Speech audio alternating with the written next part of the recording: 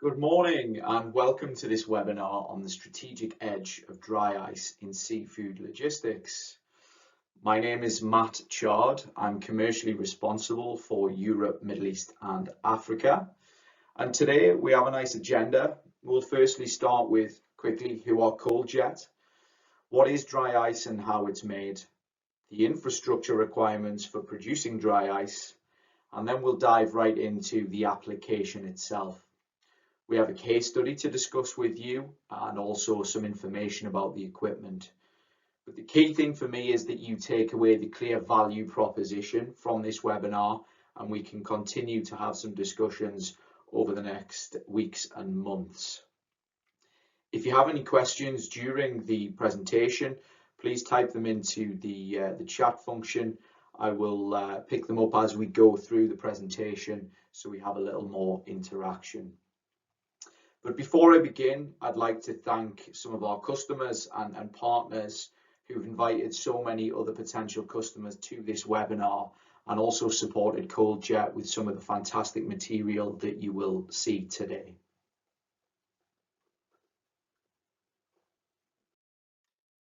So a little bit on ColdJet. ColdJet are a designer, manufacturer and supplier of dry ice manufacturing technology and dry ice cleaning equipment. We have over 350 employees around the world, and as you can see, a very robust global presence. We're extremely proud of our services organization, which is a large proportion of our business, who are out there supporting our customers on a daily basis. So what is dry ice? Dry ice is ultimately liquid CO2, and that CO2 comes from traditionally a byproduct of industrial processes such as fertilizer production. We're now starting to see a huge increase in the availability of bio-CO2, and that's CO2 produced from anaerobic digestion, for example, from crop waste, animal waste, etc. That CO2 that's emitted from those processes is recovered. It's then stored as liquid, distributed as a liquid, and then sold to end users such as dry ice producers, or it could be those in beverage production. I'm a visual person, so I think it's important to show you what is the required infrastructure for producing dry ice before we start talking about the application itself. So on your site, you would need a liquid CO2 tank where you will receive deliveries from your supplier. You would then need to pipe that liquid CO2 to a pelletizer or a slice machine, which is where that liquid CO2 is converted into dry ice. There are a couple of other important factors that you need to consider when producing your own dry ice, which is the ability to monitor CO2 levels in the environment, but also importantly the airflow within the room itself where you produce. And that's all something that we as ColdJet and the liquid CO2 suppliers can support you. I want to quickly show you the process of converting that liquid CO2 into dry ice. On the screen you will see a ColdJet pelletizer. Inside that pelletizer is a combination of pistons, depending on the capacity of the machine. The liquid CO2 is drawn down to the pelletizer, and in that pipe work, it is under pressure at say 16 to 18 bar, where the CO2 remains in liquid form. As the liquid enters the chamber, the system is depressurized, and that's where the liquid turns to snow. It's referred to as carbonic snow. Once that chamber is full, the piston will then apply its pressure, compacting that carbonic snow and forming the dry ice pellets. That's when you'll see on the next video here the extrusion process, where you'll see the long strands of dry ice.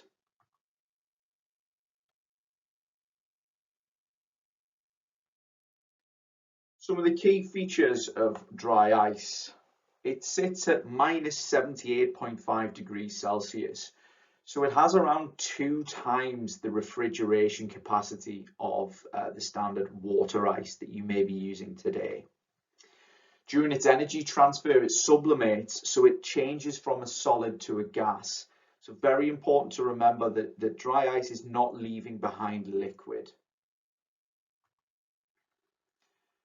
With dry ice, the product itself does not necessarily need to be in direct contact with the product.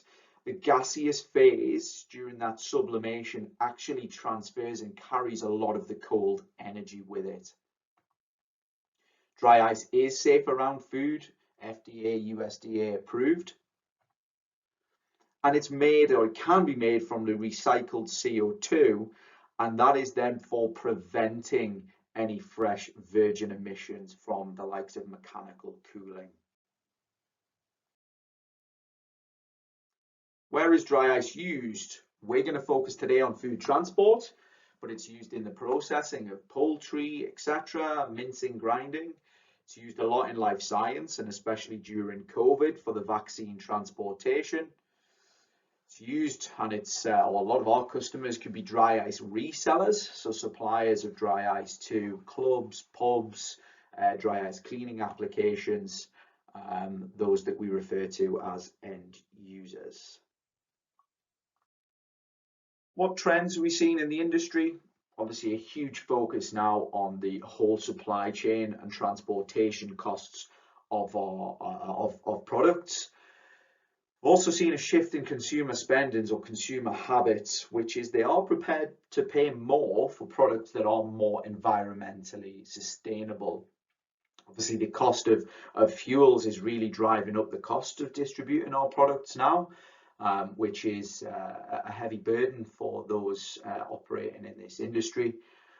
But we've also seen a huge shift towards more automation. So removing labour from the line, ensuring consistency, quality and traceability. So let's dive into it. So today really focused on international shipping of fresh product. So that could be HOGs, that can be fillets, could be vacuum packed, retail packed products. What is the value of dry ice over the traditional gel and water ice shipping? Product quality and safety. A combination here of lower temperature, the CO2 environment inhibiting the microbial growth, and also the elimination of potential water contamination due to water ice melting. Increased shelf life. Due to the reduction in temperature, that 2 to 3 degrees, has shown in our tests that the shelf life of the product can be extended if the supply chain can be maintained at those temperatures.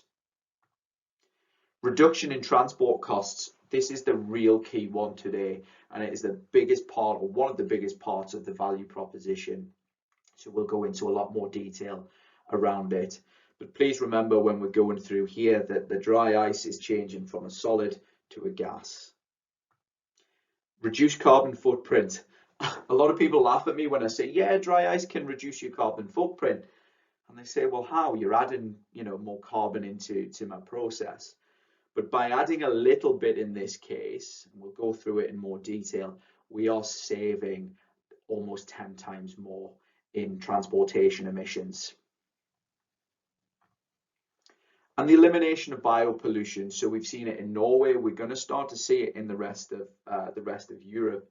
Is the dry ice changing from that solid to the gas, keeps the product cold, but it's not leaving this biopollution behind. We don't get runoff in the back of in the back of lorries, and we're not required to have the holes in the boxes to allow that runoff either.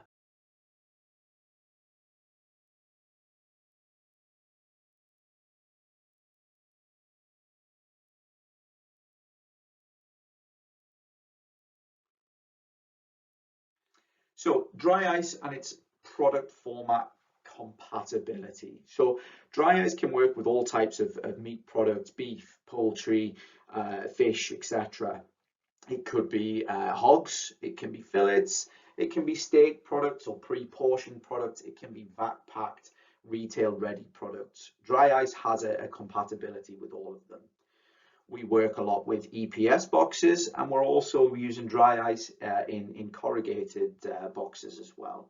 And on the right there, you can also see the retail system that we have there as well. There's a question just come in there. Is dry ice compatible with corrugated board? Yes, as I said, absolutely.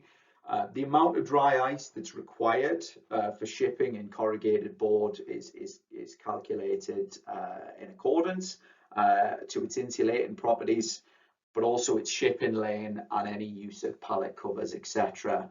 But yes, dry ice in corrugated board, absolutely. This is probably one of the most important slides in the whole presentation. How do you actually apply the dry ice to your product? So if we start on the left here, top left, we have HOGs, head-on gutted, in an EPS box with an inner blue liner. This one, fairly straightforward. Excuse me.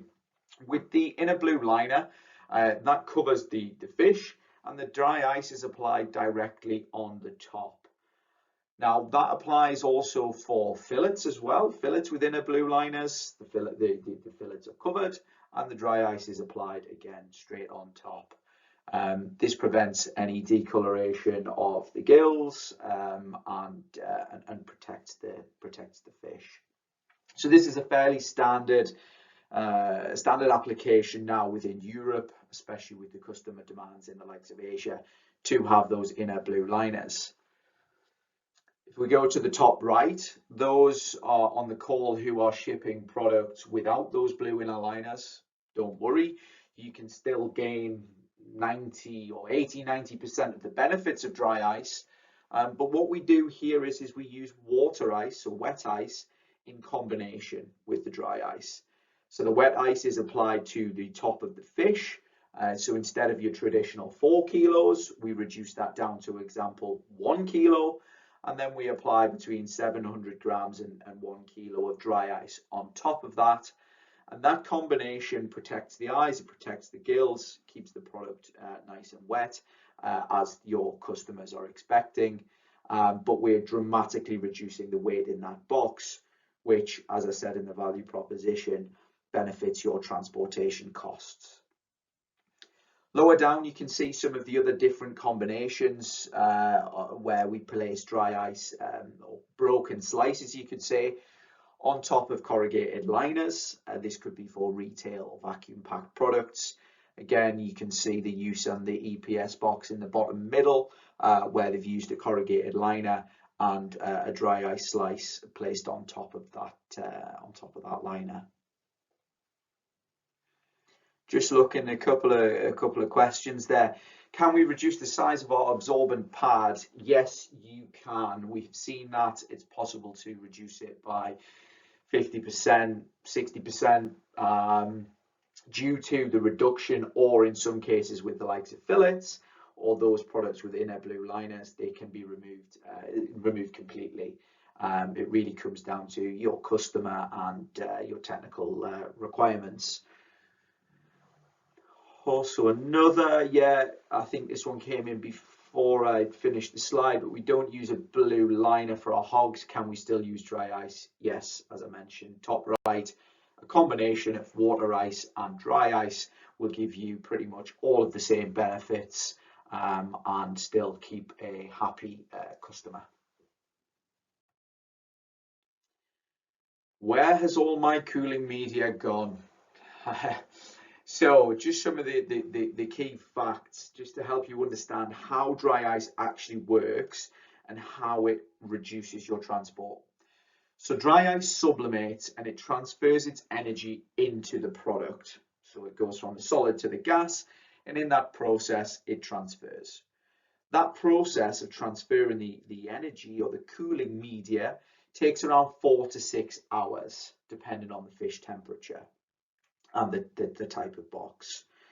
So what you get is you get that dry ice disappearing within 4 to 6 hours of adding it to the box, which means there's no weight from the dry ice at the airport scales, where traditionally you may have around 4 kilos of wet ice, or in some cases water, at the scale at the airport. So we basically, in the case of fillets, as an example, gone from 4 kilos of weight in the box of cooling media to 0. After around 10 hours, you will get an even product temperature. So what I mean is the outside temperature and the inside temperature will have stabilized. So 4 to 6 hours transfer the energy. Within around 10 hours, stable, even temperature throughout the product. And the fish has then become its own refrigerant. It's holding that energy within the product. The frozen water content, when we use dry ice, is below 12%, so it's still a fresh product. So we're transporting generally between sort of 0 and -1 degrees Celsius. When we use the dry ice in conjunction with the water ice, we're keeping the product, or that water ice, at around 0 degrees, and thus it is lasting longer. And I can show you some photos next on what that looks like when it arrives at your customer. Just want to quickly show some data that illustrates what we've just talked about. So we can see the temperature in the surroundings. So this is Norway, a little bit colder than those who are joining the call from the likes of Greece and out in Africa. So we have the temperature in the surroundings. The grey line in the middle is 4 kilos of water ice, and the light blue line at the bottom is 2.5 kilos of dry ice. So what we're illustrating here is that change in temperature, going from, you know, that 2-3 degrees to around -1. That's the difference with dry ice, and you can also see there the difference in weight. I talked about the value of dry ice in improving the shelf life. So what we show on this slide is we're comparing 0 degrees with dry ice versus around 2 to 3 degrees when we use water ice. So dry ice in light blue, water ice in grey. On whole fish, we've seen when we maintain the supply chain all the way through this sort of 24 days, we do extend the shelf life by around sort of 6 to 7 days on whole salmon. On fillets as well, we see around 5 days of extended shelf life. Now, I understand and appreciate that in most cases the supply chain is not maintained at, you know, below 0 degrees all the way through, but this is just showing you the benefits overall when you can control that supply chain. Temperature stability, so a couple of data logging readings, 1/87 hours, 1/52. Again, we have plenty of data to validate and show that the dry ice performs extremely well within the toughest of supply chains.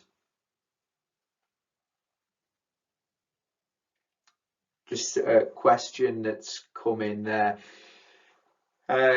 EPS basically asking if this is EPS box or corrugated. In this case, it's an EPS box. It was non-refrigerated transportation from the site to the airport, and non-active containers.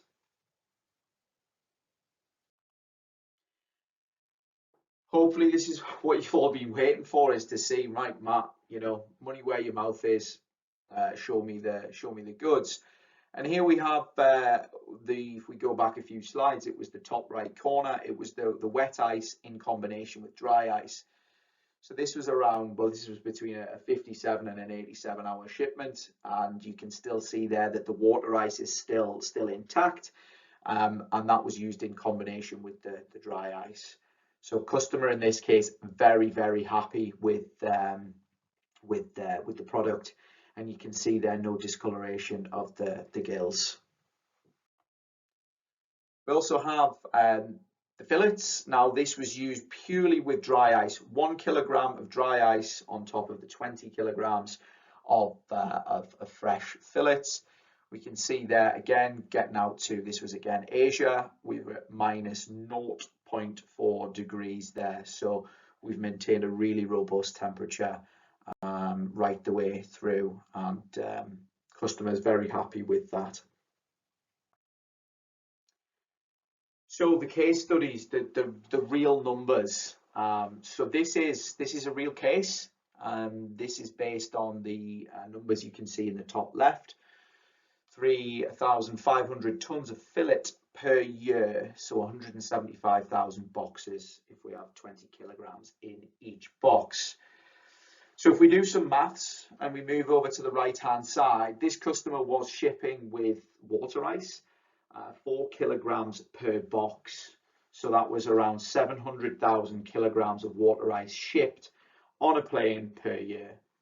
Now at €1.50 per kilogram on the air freight, that multiplied up to mean a cost of just over €1 million to ship cooling media across to the US. Now, if we look at the carbon footprint, as I said to you before, dry ice really benefits the ESG targets.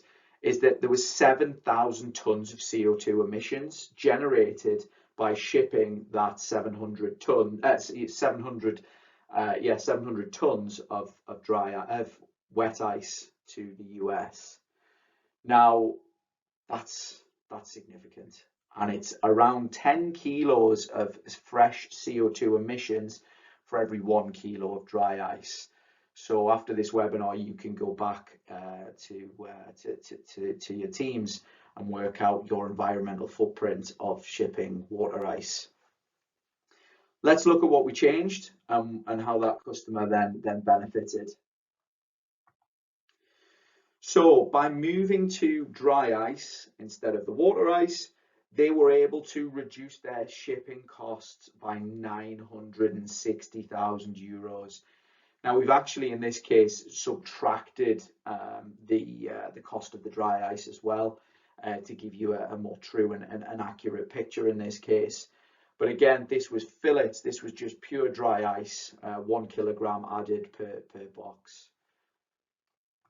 Again, going to the CO2 reduction, they reduced their CO2 emissions by 6,750 tons. And again, that's taken into account the addition of the dry ice in the process as well.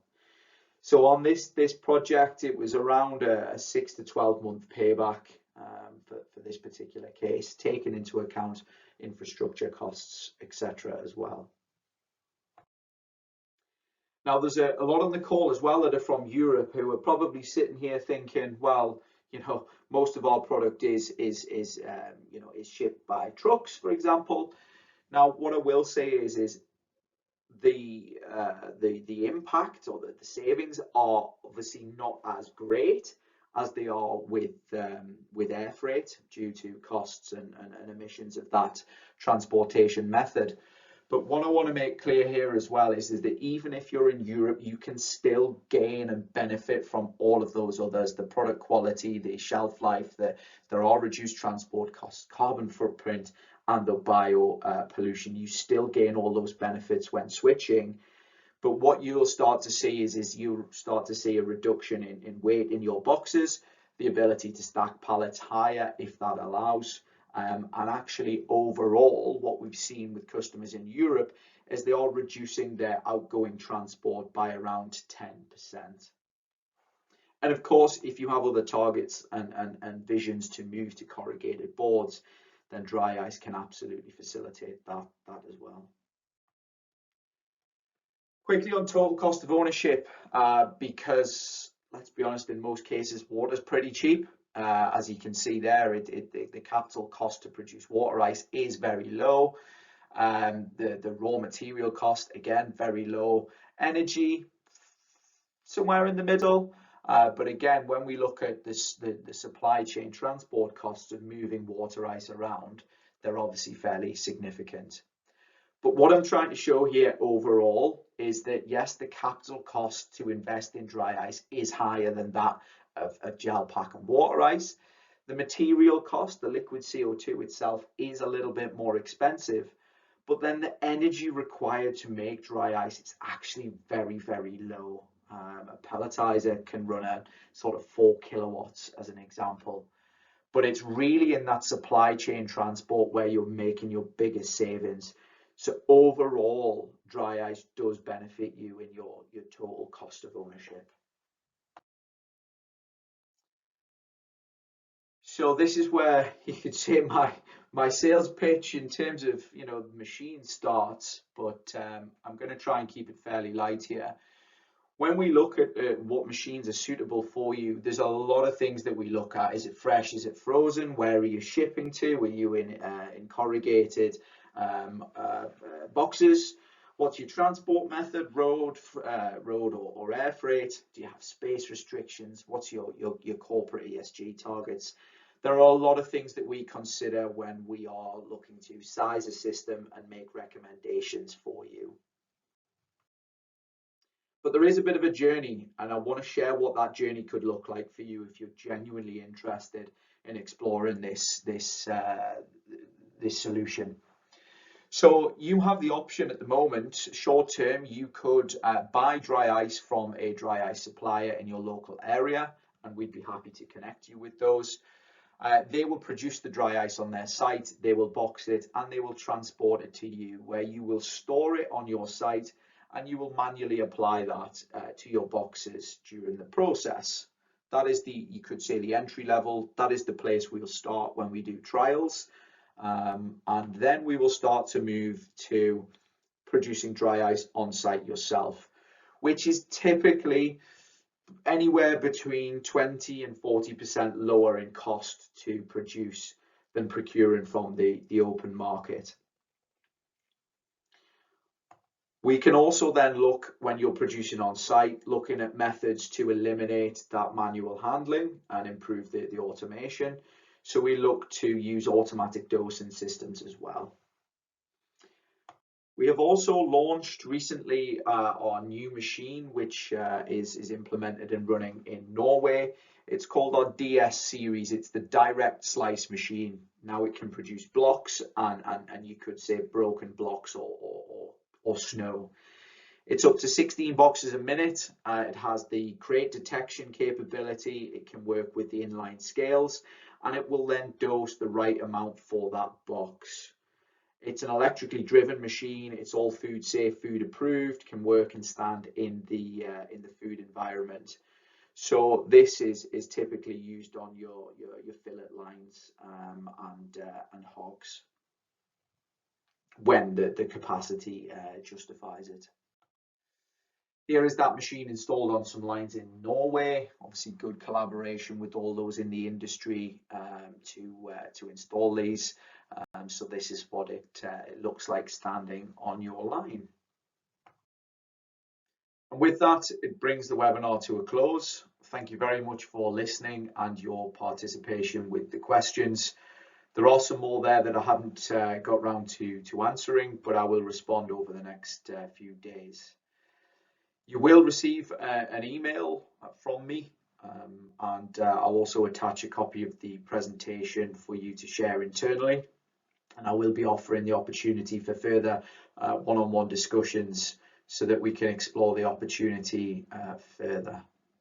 Once again, thank you very much for joining us, and I look forward to speaking to you all soon.